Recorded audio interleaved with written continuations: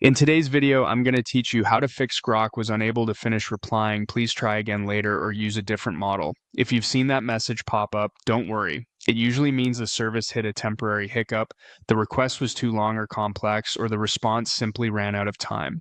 We're going to walk through a quick, reliable routine to clear it and get your answer without changing tools. Start by opening Grok in your browser and returning to your conversation. If the error interrupted a response, you should still see your last prompt. Keep that page open so you can retry without rewriting anything. Now, use the regenerate or try again button to resend the same prompt. A simple resend is the fastest fix for transient issues like short network blips or brief server load. In many cases, the second attempt completes with no changes at all. Let it run for a few seconds. If the same message appears again, don't keep clicking repeatedly. Instead, move on to simplifying the prompt so the model can finish the job reliably.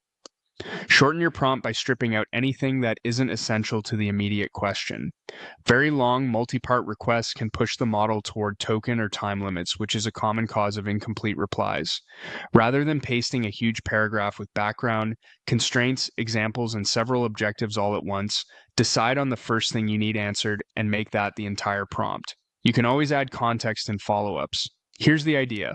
A bad example is a single block that asks for a full explanation, a comparison across several options, code in multiple languages, formatting, and a summary all together.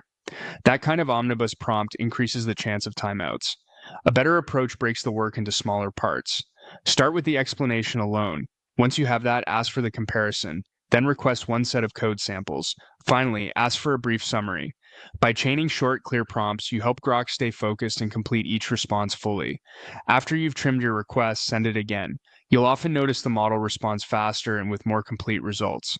If needed, continue with brief follow-up prompts to build the full answer step by step, adding only the details that are necessary for each turn. That's it.